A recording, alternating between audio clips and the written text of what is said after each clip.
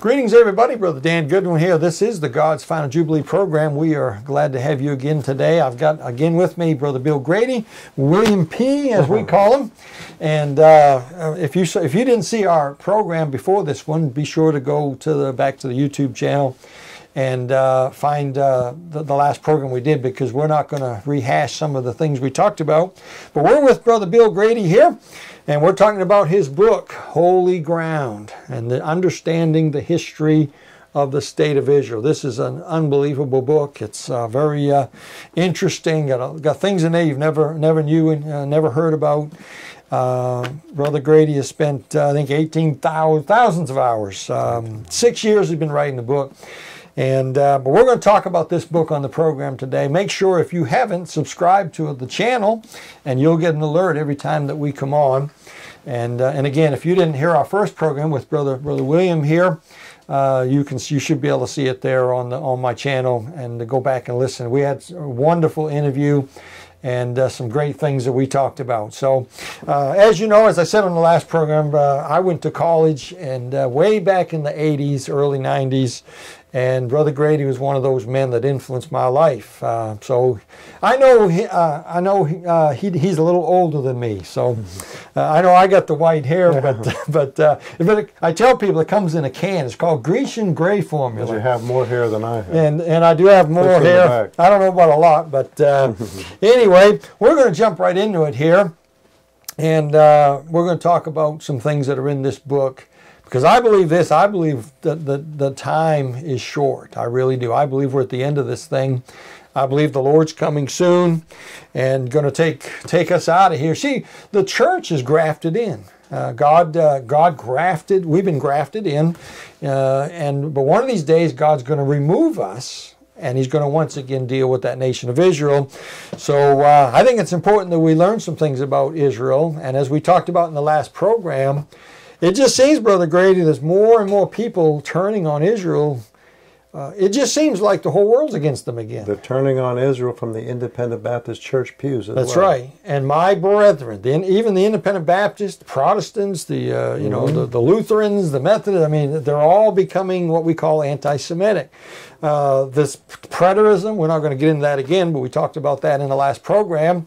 Preterism is on the rise, and this thing that Israel doesn't matter, and the church has replacement theology, they call it. No such thing in the Bible. We didn't replace Israel. Yes, that's right. You know that thing about everybody's turning on Israel.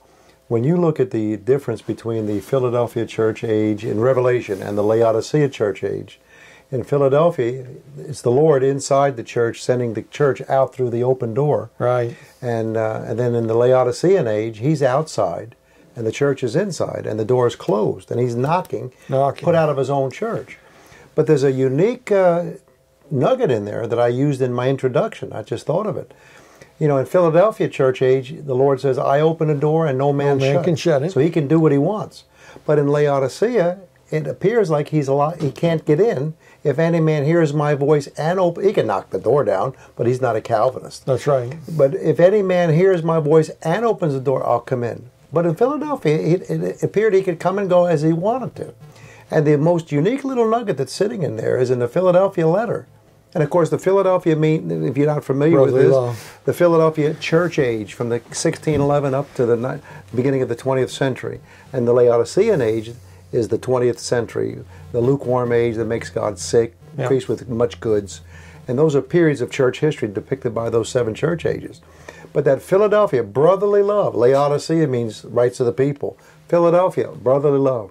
2 contrasting periods of church history. The unique thing, though, about this whole issue, why are people turning on the Jews? In the Philadelphia letter, it said, the Lord said, I have the key of David. There's a key mentioned in the Philadelphia. What is a key for? A lock for a door. Open a door, a lock. So he's got the key there, so he has access to come and go when he wants. And it's a Jewish key. It's the key of David. You get into the Laodicean age, and he can't get in anymore. Wait a minute. He still has the key, but he can't get in anymore. Now listen, you don't even have to be a Christian to understand this. When a wife or even a girlfriend wants to get rid of her boyfriend or her husband, what does she do?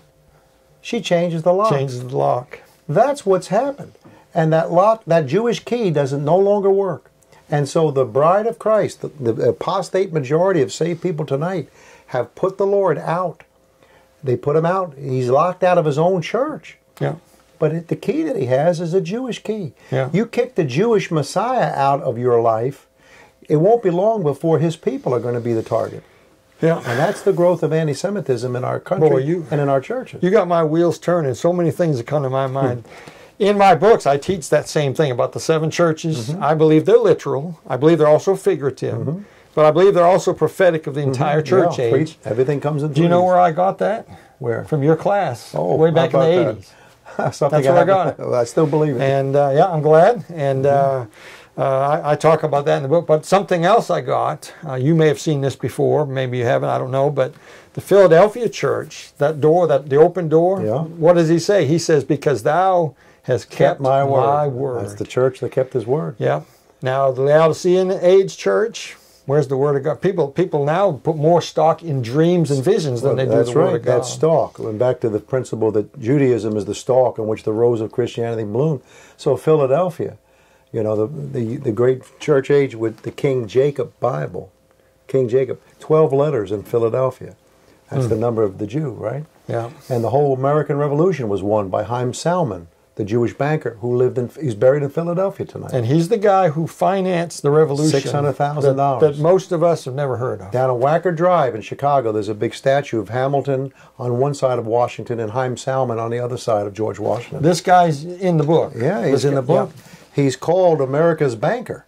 And America's banker. There he is. You right got a picture of him. There he is right there. Holy cow. And looks like Washington almost. Yes, he does. He died penniless, and maybe in his 30s or 40s, he went broke bankrolling our revolution. Isn't that something? And and a lot of the founders died broke too, I guess. Yeah, that's exactly right. But something else that I got from you in one of your books, the thing about the Bible. Oh, no, the churches. The 7 churches, they're all called the church which is in Ephesus, right. The church which is in Thessalonica. Right. Then you come to the Laodicean, the church of the Laodiceans. They can't say it. They run it. That's why they put him out. Yeah. And it's the only woman. It's the only name of the 7 churches that's named after a woman. Laodice. She's one of the Egyptian. I didn't know that. Yeah, so it's interesting because the church is the bride, and so it's an apostate majority. You know, in the Philadelphia age, the majority of the Christians were Philadelphia-minded, and there was a small remnant of Laodicea-type Christians. In the Laodicean age, it's reversed. Yeah. The majority, you're talking about, they'll turn their ears away from the truth, 2 Timothy 4, and shall be turned unto fables. You know, Lion King and The Witch in the Wardrobe and all these crazy things now. Now the big thing is, Christian movies. And they're getting further and further away from just what the book says. All right, we're talking to Brother Bill Grady, William P. Grady, and here's his book, Holy Ground, and subtitled The True History of the State of Israel. He has a website. His website is GradyPublications.com. Real easy, GradyPublications.com. Later on, if you can't find him or you can't figure it out, just contact me. I'll get you in touch with him. You need this book, I promise you. This book is going to be life-changing for people. I believe God's hand is on this. I believe this has come for such a time as this. I believe it's all about Israel today. I believe America's gone. I believe that with all my heart. America's gone. I'm all for getting people saved and have revival if you can, but I'm telling you, America is Ichabod. We're killing 1 million babies a year. Not only that, we're selling their body parts on the open market, and it was just proved that that's happening. And what have we done about it? Nothing. We're giving more money to Planned Parenthood to sell more body parts on the, God help America. And look, it's not about us anymore. And it's about Israel and being in the land and being ready for the end times, because when we're taken out of here, God turns his attention immediately with the confirming of the covenant, Daniel 9, with the Antichrist, and the end time events will take place with the opening of the seals of the book in heaven, which I believe is the title deed to planet Earth. And God's going to take back the earth, going to take back possession. Remember, he gave, the earth is the Lord's and the fullness thereof. what did God do? He gave dominion of the earth, gave the title deed to Adam. Adam sinned, gave up that dominion, gave it to Satan, and God's going to take it back. He's going to redeem the planet and take it back. And he's going to come back on that white horse with something in his hand called the title deed to the planet. And but that's another story. But anyway, but that's Israel. And that's the story of Israel. And I think it's very important that we understand where Israel came from, what they've gone through. And more importantly, when you understand that, and then you look ahead, see what's coming for Israel. And because their day's coming, and God's going to deal with them again. And so, Brother Grady, let's jump into this a little bit here for our audience. And I want to ask you a few questions about the book and talk about some of the things that are in there. You told me on the phone about a story that you felt was the most amazing story you'd ever heard that you put in the book. Tell the viewers about this amazing story in the book. True story. Well, the interesting thing about the Jews, we know that the Jews don't believe in Jesus Christ. The Messianic Jews certainly do. But the typical Jew doesn't accept Jesus. We know that. But very few Christians realize that most Jews reject the God of Abraham, Isaac, and Jacob, or they're secular atheists. Right. Most of the Jews are atheists in the world today. It's a terrible fact, but it's the truth. And what a lot of folks don't know is in 1948, May 15th, the Independence Day, midnight, the State of Israel was born. We all know about that. And what happened at May 14th, you know, at 4 o'clock in the afternoon of the day before statehood is declared at midnight, David Ben-Gurion, the first Prime Minister of Israel, he's on the microphone. It's a famous photograph. Theodore Herzl's painting is above his head. There's a long table. He's standing up in a microphone, and everyone else is seated, all the leaders of the future state. And he's reading on the live radio, WKOL radio, he's reading the Declaration of Independence. Took all of 12 minutes, by coincidence, the number of Israel. But he read in Hebrew. You can get it on the internet tonight and hear it. Now, which declaration? You talking about theirs? Their Declaration of Independence. That's going to go into effect at midnight. You know, they want it to be done real quick. It started at 4 o'clock. They go over by 12 minutes. Sabbath kicks in at 6 o'clock. It happened to be a Friday. Yeah. So everybody's racing out of there. And then they got to wait 6 more hours. And at midnight, the state comes into existence. But what most people have never heard. Now, this is not the story you brought up, but it's the precursor to the story. So the other story makes sense. To show you how hard these Jews are, God called them a stiff-necked people. Somebody said the greatest collection of anti-Semitic literature is written by Jews, called the Bible. You know, to show you how stiff-necked those Jews were, at 2 o'clock in the afternoon, 2 hours before Ben-Gurion reads the Declaration of Independence, that you can pick up on the internet hearing him reading in Hebrew, they're still kicking around and fighting over the last point of their platform that they had to come to an agreement on. There was dissension. One last decision about what the Declaration of Independence was going to say. The wording was not confirmed at 2 o'clock. I have so many footnotes on the story you wouldn't believe it, because it's such a strange story, but it's documented. They were fighting over whether they were going to put the God of Israel, his name, in the Declaration of Independence. 70-80% said, forget about it. Our God died in the Holocaust. We don't want to hear about it. Ben-Gurion's an atheist. Golda Meir is an atheist. The list goes right on down the line. 20%, the religious folks. Today in Israel, they call those conservative Jews with the black outfits in there, they call them penguins. The secular Jews call the religious Jews penguins. Yeah. So they can't stand them today. So 80% says yes, the 80% said no, the 20% said yes. They're fighting it, and they couldn't get it. It was the last thing. They were kicking the can down the road, right? You know, putting it off. You know, the last distasteful decision had to be made. But it's 2 o'clock. Yeah, they're going to have to decide. So Bob Jones Sr. used to say, compromise, the genius of politics, but the curse of Christianity. So 4'11" high, David Ben-Gurion comes up with the compromise around 2:30 or so. Let's call him the Rock of Israel, instead of Jehovah, Elohim, whatever Adonai, Yahweh, whatever the word they were in Hebrew. They were going. I'm not a Hebrew expert, but they weren't going to call him by his Bible name. They said, "How about Rock of Israel? That'll work," because the 80% will worship him as the ground, tree huggers. Yeah. Rock of it, we could take that. We don't believe in any God, but we want to call him that. Go ahead.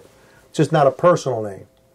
And the 20% said that's the best we can get, you know. But half a loaf's better than none, so they agreed, and they came to that conclusion that they'd call him the Rock of Israel. There's 5 armies on the frontier ready to invade at midnight.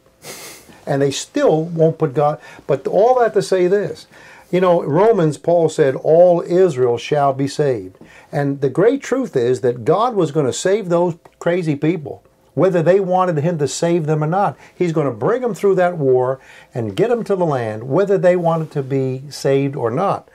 And the verse is... Right, we're talking a physical salvation here, yeah. And the verse is in Hebrews, 2 Timothy 2:12, 2:13, if we believe not, yet he abideth faithful. He cannot deny himself.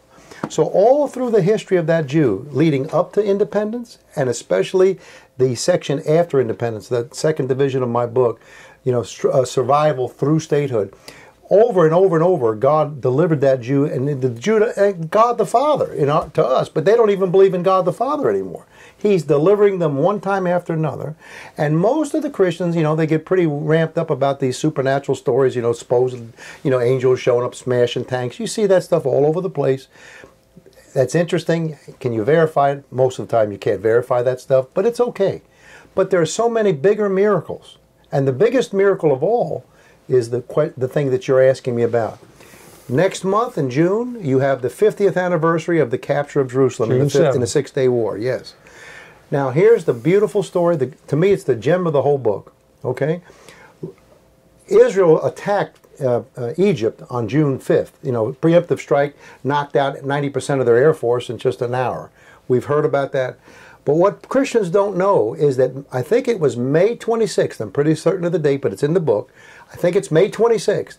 Egypt was preparing to attack Israel with a preemptive strike. And Israel, there's some controversy about this, but it's mostly believed that Israel was not totally aware that that was going to happen yet, or else they would have jumped the gun. So here it's called Operation Dawn. At sunrise, Egypt, they're on the borders. They've been doing maneuvers, so Israel is used to them being there. But Israel is not aware that they're going to attack first. That was on May 26th. At 4 o'clock in the morning, maybe 3:30 in the morning of that that invasion morning, Nasser, the president of Egypt, he's woken up in his palace in Cairo by the Russian ambassador came over to see him at 3:30, 4 o'clock in the morning to tell him that he had just gotten a cable from President Johnson telling him that Israel is aware that this attack is getting ready to come and that please stall the attack, don't go through with it.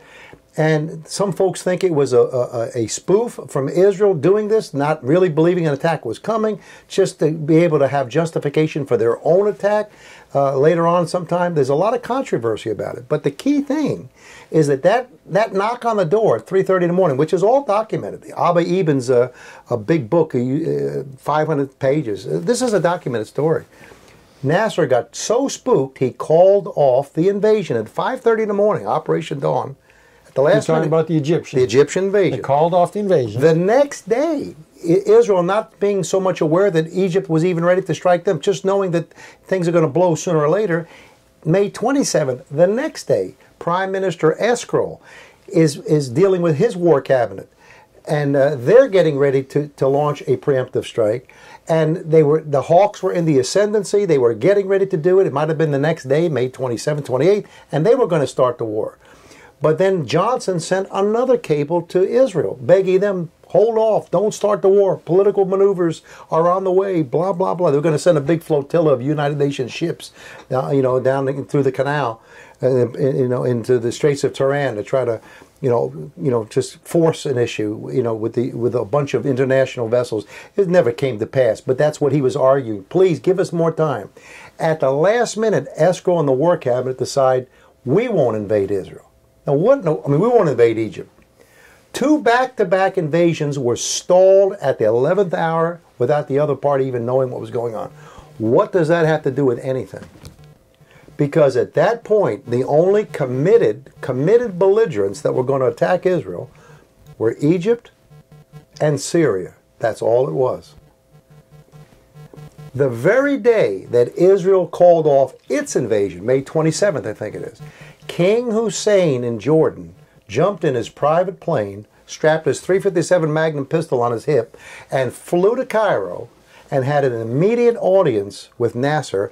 And I have the picture in my book here of Nasser signing on right here. There's Nasser, and there's King Hussein of Jordan signing on. Now it's three bad guys: Syria, Egypt, and Jordan. And here's the point. And that was May 27th, 28th, somewhere thereabouts. And we know June 5th, Israel decides to attack and has the preemptive strike, and the war is on. But now it's Egypt, Syria, and Jordan. Now stop and think. Let's go back to May 26th. What if Nasser hadn't woke up and the invasion went forward? Maybe Israel would have prevailed, but they would have never gotten Jerusalem because Jordan wasn't involved in the war yet. The next day, what if Israel had attacked? They would have beat the fire out of them, but they would have never. Because who was occupying Jerusalem? Jordan right. had total control over it. In other words, if they hadn't gotten it, God stopped 2 invasions to let Jordan have time to jump in. In the war. But it gets better than that, because Jerusalem is such a controversial city with, the Vatican involved, and it's the Christian holy sites. All that. The Israelis are always sensitive, walking on eggshells about Jerusalem. So even when Israel realized that Jordan had signed on to the war and they were about to be a part of it, the word from the Defense Secretary Moshe Dayan was, once the war starts, we still don't invade Jordanian turf, i.e. Jerusalem. We don't touch it, even though Jordan's a committed belligerent, unless they commit themselves militarily. Until that time, we don't touch them. And so the war gets started, and the first day of the war, the first hour, 7:45 in the morning, when the Israeli Air Force wipes out 90% of the Egyptian Air Force on the ground, the Secretary of War for Nasser, a real nut job with the last name Amir, A-M-I-R, he starts spreading the word that Israel got wiped out. And he sends word to King Hussein of Jordan, we just wiped the Israeli Air Force out. Nobody knows. Nobody can confirm or fog about it. No emails. 1967. And King Hussein gets convicted. He is sucker punched by his own ally to jump in when the guy didn't even have an Air Force left anymore. It was told it was the reverse story, that Israel lost the Air Force. Literally, this is what happened. And so King Hussein commits the Jordanian army now into the war. And the first thing they did was, there's a big hill, Jebel Makbar. I never get worried about mispronouncing Muslim names. That doesn't mean that much to me, okay, to get them right. But there's a gigantic hill in Jerusalem, right close by to, old Jerusalem, and that's where the United Nations headquarters is to this day, called Government House. It's where the main British official, the High Commissioner of Palestine, the British Commissioner, that's where his residence always was, up until 1948, when the statehood was declared. Then the UN moved into that building. Yeah. And that's a demilitarized zone. Well, it's a real high ground, though. So the Jordanian legionnaires, they rush up there and they throw the UN troops, the purple hats, they throw them out. They don't kill them, but they take that high ground and continue the shelling on Jewish Jerusalem that had started even earlier in the day, but now they're way up on the high ground. And Moshe Dayan with the patch said, okay, boys, they done blowed it. Go get them. And so now the Israeli Defense Forces say it's on now, and they rush up that Government House hill, and they throw out the Jordanians, and now the battle for Jerusalem is on. And by the end of the night, they've got almost all the key sectors covered, and the next day they're going to go in. And having said all of that, the most amazing part of the story, in my opinion, is Jabal Makbar, whatever that name was, that Muslim name, that's what it's called in Arabic. But since the times of the Crusades, that hill has had a different nickname. The nickname, you go look it up even on Wikipedia, anywhere you want to look it up. It's called the Hill of Evil Counsel. That's the name of that hill, because that's where, according to a lot of archaeologists, that's where Caiaphas's palace was. And that's that gets the Hill of Evil Counsel, because they conspired, they even took counsel. The English word is counsel is used in the King James Bible to go against the Lord and to betray their own Messiah. And so what happened? The Jews got Jerusalem back because God, first of all, stopped 2 different premature invasions, allowed the Jordanians to get in, but then he allowed them to be sucker punched into the battle based on evil counsel. It was the exact. It was a was big the lie. opposite, yeah. And that's where the Jews got their capital back. And in the grace of God, He did it at the very place where their ancestors betrayed their own Messiah. And here's a picture of that hill, that whole hill of evil counsel here. It's an aerial photograph. And of course, here's King Hussein now. He got a big smile on his face in this picture when he's signing up. And 6 days later, he's not a very happy camper. Is that building what's there now? It's still there. I mean, I was there a couple of years ago, and I walked right past it several times. It's still there, yeah. Now, of course, being a prophecy guy like I am, in my book, God's Final Jubilee, and I've studied the Jubilee. I believe 67 fits what a Jubilee would be, where the property goes back to the original owner, the Jews. Isn't it interesting that confusion caused 1917 Allenby to be able to go in and take Jerusalem without firing a single shot, a Jubilee possibly, where the property goes back not officially to Israel, but it went to Great Britain, the Christian nation of the world, the property. Jerusalem went to them, and eventually got to the 1948. The Jews got the property. 67, they got Jerusalem officially in that war. Both of those took place by confusion and false reports. Fog of battle. The airplane in 1917 drops the flyers. They read in Arabic, "Get out to Jerusalem," signed Allenby, looked like Allah. They really thought Allah. I have that in the book. Okay, great. So they thought Allah had sent Allenby. Yeah. That's why they deserted And so they left. He comes in, never fires a shot, takes Jerusalem peacefully. I think what we're discovering is that there are some things in life that are more important than keeping up with the Kardashians. What do you think? Yeah, and I hardly know who they are. You're not missing much. I know one of them thinks he's a girl now or something. But anyway, I did a story on that. I said, Bruce, regardless what you wear or what makeup you put on, you're still a man. So, but you know what? The next Jubilee, if I'm right, if 67's a Jubilee, if 17's a Jubilee, that's the 68th Jubilee. 67 is the 69th Jubilee since Moses, which would mean 2017, hey, that's now, this fall. That would be the 70th Jubilee. Well, I'm glad you study all the prophecy. That's like a pastor does all the hard work, and evangelist comes in and goes and comes and goes.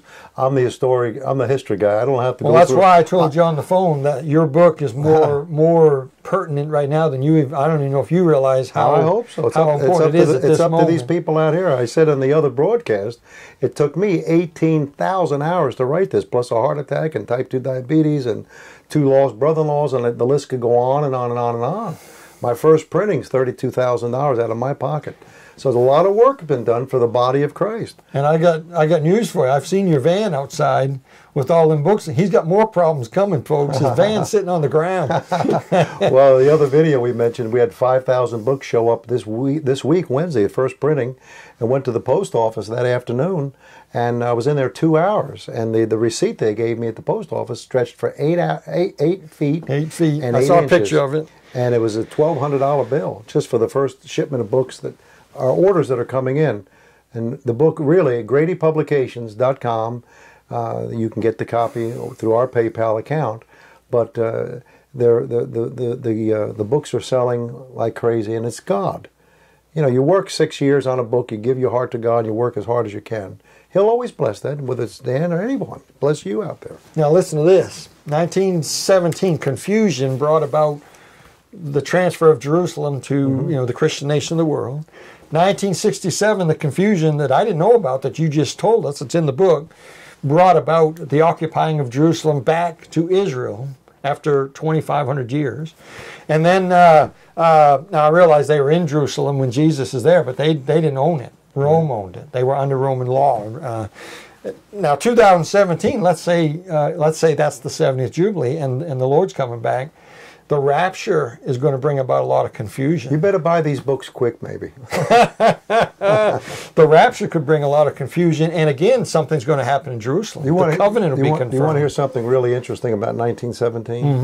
In 1917, the Jewish Legion was being formed in London, and it was the 38th and the 39th Battalion of the Royal Fusiliers. And it was a British unit in the British Army, but it was an all-Jewish battalion or brigade. 5,000 Jews. The first time it took them 3 years, starting, the war began at 14. But by 17, they're just getting official approval through the channels where the Jews could form their own fighting unit. And they had an Irish Protestant commander. His name was Colonel John Patterson. And there's a famous photograph. It's in my book. It's on Wikipedia, any place. On the internet. You can see this Colonel Patterson on a horse leading 500 Jewish legionnaires in a parade through East London, which is the Jewish section of London.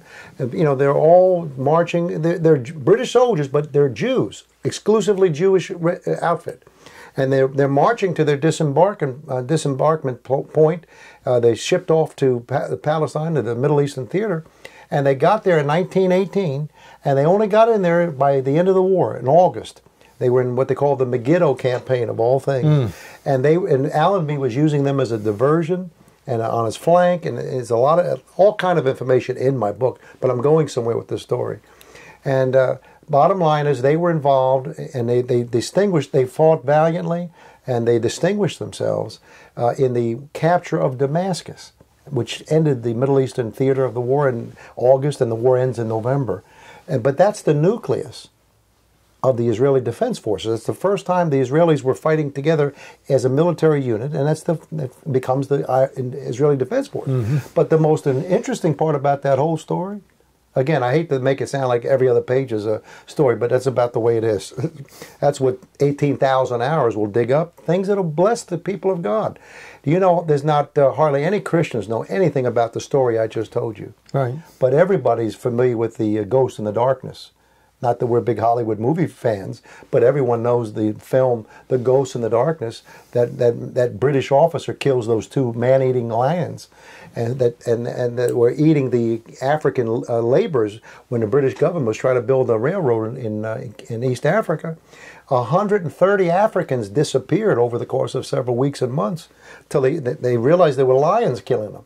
So they bring this game hunter in, this British officer, who bags both lions at great peril to himself. And those lions tonight are in the Field Museum in Chicago, and they're mounted, full-body mounts, and they stretch nose to tail. Now I can't remember how many feet it is. They get 7 or 8, 9 feet. It's some astronomical figure. Two of the biggest lions they've ever had in captivity. But all that to say this. The officer who killed both of those lions, and that Ghost in the Darkness is the third movie. Killers of Kilimanjaro was another one, and there's a third one. Robert Wagner, and then the man that Robert Stack, who played in The Untouchables. Val Kilmer is the third major actor to play that officer, right? That officer, John Patterson, is the same man that led that Jewish brigade in World War I. You can't make this stuff up. No, but everybody knows the lion hunting story. They don't have the connection that it was to the much bigger thing than killing the lions was organizing the Jews, which was the nucleus of the Israeli Defense Forces. Yeah. And by the way, he died penniless in Los Angeles, I think, in 1946, buried in a very poverty situation. And last year, 2016, the Israeli government had his remains and his wife's remains flown to Israel. And he's buried in Netanya next to his legionnaires. And Benjamin Netanyahu called him the godfather of the Israeli military last year. And everyone knows the hunting movie, but they don't have a clue the connection to Israel. That's amazing. Brother Grady's book, Holy Ground, all these stories that he's rattling on about that we've never heard before, they're in this book. That and a whole bunch more. We're running out of time. I don't know where the time goes. We're really not getting to some of the questions I wanted to give you, but let me ask you this: what's the future for Israel, in your opinion? I don't care how pro-Israel Donald Trump is, and I'm so glad he beat out Hillary for sure. But even Christians that love Israel so much, they can get their thinking fuzzy. I said in the book, I don't want to be a Debbie Downer, but what's the best case scenario we could have with Donald Trump and Israel versus Hillary? What's the best case scenario? A stay of execution for that poor Jew. He's going to go through a Holocaust. The literal Holocaust was just a picture. And by the way, it lasted 42 months. The literal Holocaust from June. I didn't realize from June that. 1941. 3.5 years. To the main part of the Holocaust began with Operation Barbarossa when the Russians were invaded by the Nazis, and the killing squads came in behind the Russian army, the Eisengruppen. They began shooting. They called it Holocaust with bullets. They shot 1.5 million Jews with gunfire while the gas chambers were being prepared. And of the 6 major death camps, I don't care what the nuts say that claim it didn't happen. I've been there on a couple of occasions at Auschwitz itself. But the Auschwitz was the largest of the 6 camps, and that was the last camp to close, where 1 million were killed. And they shut the crematoriums down around November. Watch this, of 1944. And then they had an escape march out in January, and the Russians came and liberated what was left of the camp. So it really runs from June 41 with the Operation Barbarossa, first Jews slaughtered, and it pretty much winds up at the end of 44 with the closing down of the gas chambers at Auschwitz. That's Luke. Listen, you go to Luke 19, verse 41 through 44 in that King James Bible. Hear the dates? Hear the scripture address?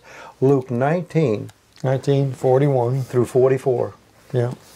And that's the number one passage in the New Testament on the Holocaust. That's the Holocaust right there. Here it is right here. And when he was come near, he beheld the city and wept over it. That's Luke 19:41. And saying, if thou hast known even at least at this thy day the things which belong unto thy peace, but now they are hid from thine eyes. Verse 43, for the day shall come upon thee, that thine enemies shall cast a trench about thee, and compass thee round, and keep thee in on every side. And verse 44, and they shall lay thee even with the ground, and thy children within thee, and they shall not leave in thee one stone upon another, because thou knowest not the time of thy visitation. There's the Holocaust dated right there. 1941 through 44. That's unbelievable. That's an English I've never seen that. That's an English nugget. I had a lady in my church in Michigan point that out to me. A lady, not a preacher, and it had nothing to do with the Greek or the Hebrew. It's in the English text of the authorized King James Version. 42 months. Yeah, so that's 42 months, and so that's why the tribulation period is called the time of Jacob's trouble. It's that Jew's trouble, the second half of that 7-year tribulation period when it's going to get terrible. Yeah. So back to the future, what's in it for the Jew? It's a sad thing. But you know, I'll close with this, Dan. The Lord gave me a thought the other day about, you know, is God smashing those Jews? Is he going to do all that terrible stuff to them? What happened in the Holocaust? Did he do all that?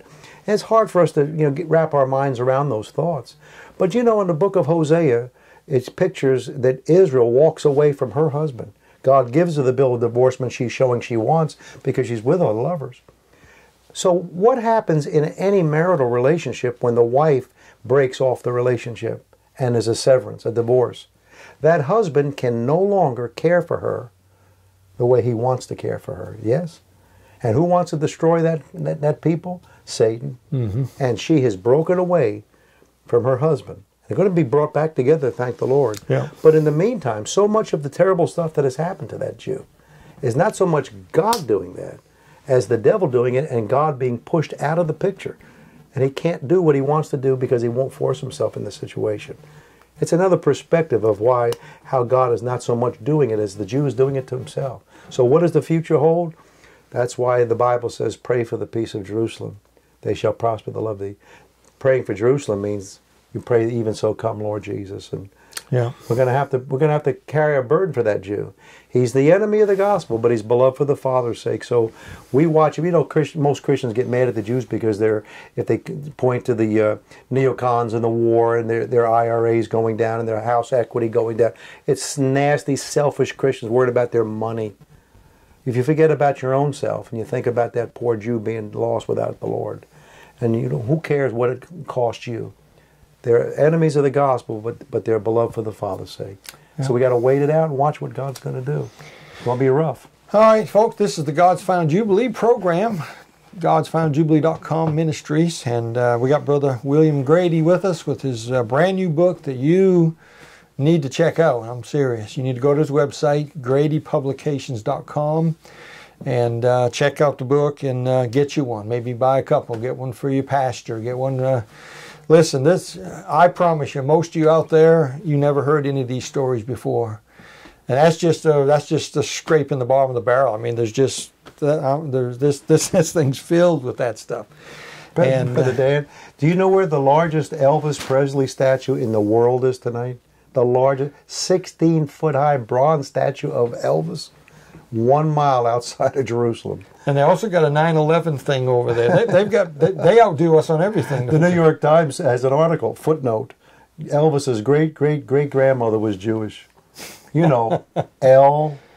Yeah, Elvis. Aaron Presley, you know. Of course, he's still alive, right? Yeah, I saw him last week at a 7-Eleven. Oh, my goodness. Unbelievable. This has been great, Brother Grady. We didn't get as far as we'd like to. We've gone over again. But this is exciting. I'll tell you, I've learned some things. I haven't heard most of these stories either, and I'm kind of embarrassed about that. We ought to know some of this I don't stuff. know half the prophecy you've dug up. Yeah. Well, you said before we came on that iron sharpens iron. Yeah, putting us together. I've got a different direction that I'm going with. Right. When I hear some of these things, I'm thinking prophecy stuff. I'm tying this stuff into that. Right. And God uses you with your brain to figure out the historical stuff that I could never get. Somebody out there is interested in trying to get the verse that the Gideons used. The Lord gave the word, great was the company of them that published it. Again, 18,000 hours and a heart attack. That's all I can do. And you want to get those books for $29, that's a joke. He needs help, brother. But you can get them by the caseload. $240 for 12. And I'm not Jim Baker out here, right? I wish we could sell 5 of them cases right now because his van is sitting on the ground. I'm scared. I don't know if he's going to make it. We'll have to have the Lord take it. I jumped on the bumper and it didn't move. That tells me it's bottomed out.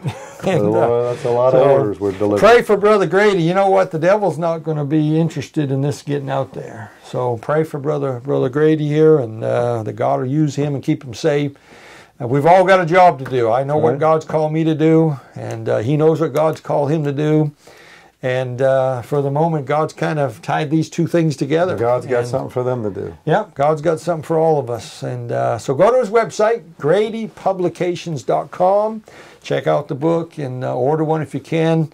And tell your pastor about it. Order one if you can't.